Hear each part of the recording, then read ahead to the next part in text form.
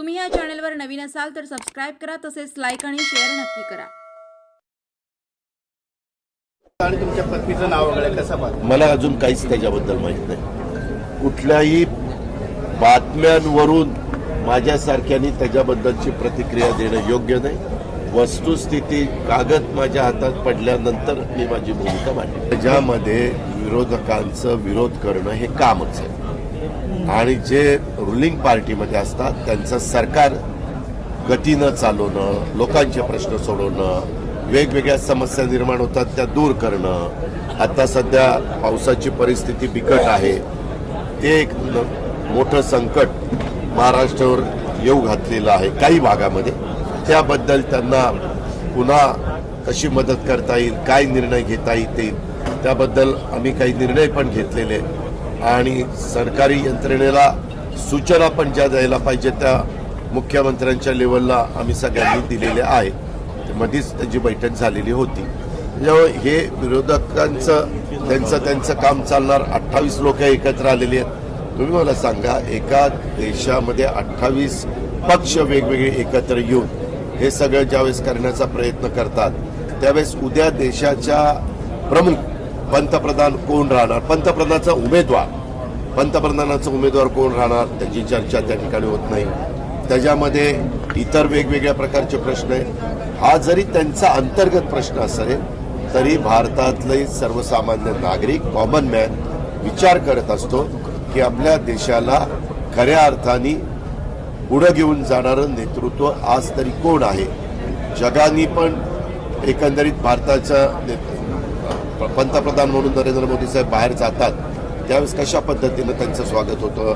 गेले 9-9.25 वर्ष त्यांच्या नेतृत्वाखाली कशा प्रकारे डेव्हलपमेंट झालेली आहे, कशा प्रकारे नॅशनल हायवे, पोर्ट, एअरपोर्ट अशा अनेक गोष्टी, गोरगरिबांना घरं, अशा अनेक बाबी त्या ठिकाणी चालू आहे। त्यापुढे अधिक जोमाने होण्याच्या करता आपण अर्थव्यवस्थेमध्ये 5व्या क्रमांकावर पोहोचलो, तो आता आपल्याला 3ऱ्या क्रमांकावर पोहोचवायचा आहे। $5 ट्रिलियन अशा पद्धतीने आपल्या अर्थव्यवस्थेचं आपण टार्गेट ठेवलेलं आहे। त्याच्यामध्ये आपल्या मुंबईला पण $1 ट्रिलियन टार्गेट त्या ठिकाणी ठेवलेलं आहे। अशा सगळ्या गोष्टी आहेत। 2 महिन्यापूर्वी या महायुती सरकारमध्ये सामील झालेलो आहे। आम्ही सगळेजण मंत्री एकत्रपणे अनेकदा काम करतच असतो। मागे देखील आम्ही काम केलेलं आहे।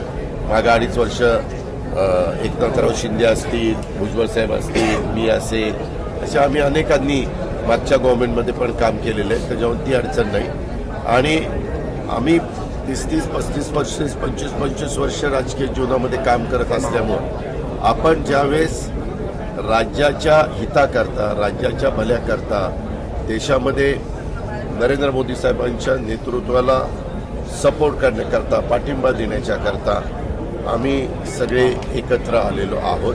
आज देशाला खऱ्या अर्थाने त्याची गरज आहे आणि म्हणून आम्ही निर्णय घेतला।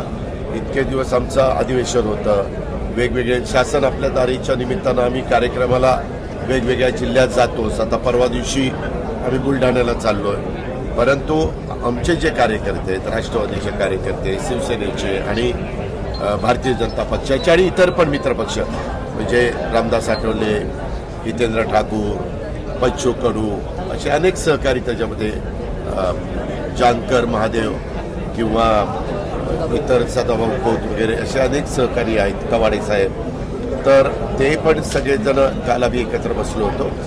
सगळ्या कार्यकर्त्यांनी जसं आम्ही राज्य पातळीवर एकत्र काम करतोय तसं जिल्हा पातळीवर, तालुका पातळीवर, गाव पातळीवर किंवा वॉर्डामध्ये तशा पद्धतीनं काम झालं पाहिजे। कारण पहिल्यांदा आता पार्लमेंटच्या निवडणुका येऊ घातलेल्या आहेत। स्थानिक स्वराज्य संस्थांच्याही निवडणुकीची आम्ही वाट बघतोय, परंतु सुप्रीम कोर्टामध्ये मॅटर असल्यामुळं तो अधिकार शेवटी सर्वोच्च न्यायालयाचा आहे।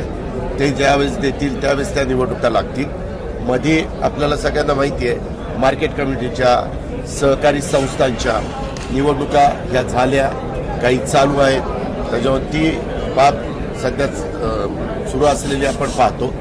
पण आता तरी आमच्या सगळ्यांच्या समोर पहिलं टार्गेट लोकसभेची निवडणूक। लोकसभेच्या निवडणुकीमध्ये NDAला मागच्या वेळेसपेक्षा जास्त जागा कशा निवडून येतील, महाराष्ट्रातनं पण 48 पैकी जास्तीत जास्त जागा कशा निवडून येतील याबद्दलचं आमच्या सगळ्यांचं नियोजन आहे आणि त्याकरता सगळ्या कार्यकर्त्यांच्यामध्ये एकोपा व्हावा, त्यांच्यामध्ये एक त्यांचे मन जी जुड़ावीत अशा प्रकारची आमच्या लोकांची भावना आहे। का क्या लॉन्च होना चाहिए और क्या नहीं होना चाहिए वो उनका काम है, मुझे क्या लेना देना।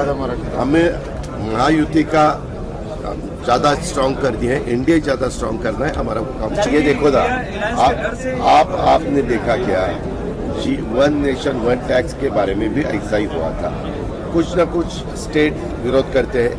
अभी ये आपने जिनका नाम लिया उनका काम ही है विरोध करना, इसीलिए वो विरोध कर रहे हैं। लेकिन कॉमन मैन को अगर आप पूछे तो मुझे तो खुद को ऐसा लगता है, हमारी पार्टी को लगता है कि वन नेशन वन इलेक्शन ये बहुत अच्छा है।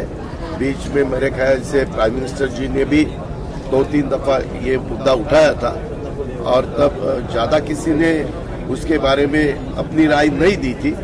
लोगों को क्या लगा मुझे मालूम नहीं, या अलग अलग पार्टियों को क्या लगा मालूम नहीं, लेकिन इस दफा एक्स प्रेसिडेंट अपने देश के कोविंद साहब उनके अध्यक्षता में वो सब कमेटी उन्होंने फाइनल की है और वो गठित होने के बाद अभी उनका प्रस्ताव आ जाए। ये बिल्कुल दिखावा नहीं, ये ऐसा दिखावा चलता है क्या? हमारा भी काम है ना, हमारी जो महायुति है उसके बारे में सबने साथ मिलके कुछ सोचना, आगे की लाइन ऑफ एक्शन अपनी क्या होनी चाहिए, पार्लियामेंट के चुनाव के बारे में क्या होना चाहिए, असेंबली के चुनाव के बारे में क्या होना चाहिए, सीटों का बंटवारा कैसा होना चाहिए, ऐसे बहुत से बातें होती है।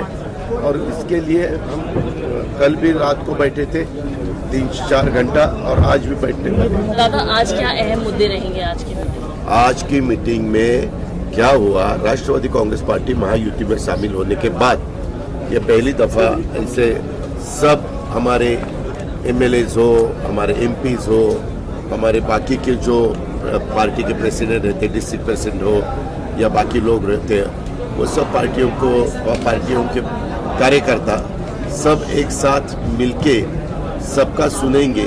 और हम एक मैसेज देना चाहते हैं कि हम सब मिलके आने वाले चुनाव लड़ने वाले हैं, इसीलिए हम जैसे यहाँ एक हुए हैं वैसे हर एक हमारा गांव का भी कार्यकर्ता उन्होंने भी महायुति का काम करना चाहिए, तालुका का हो या सिटी का हो या डिस्ट्रिक्ट का हो।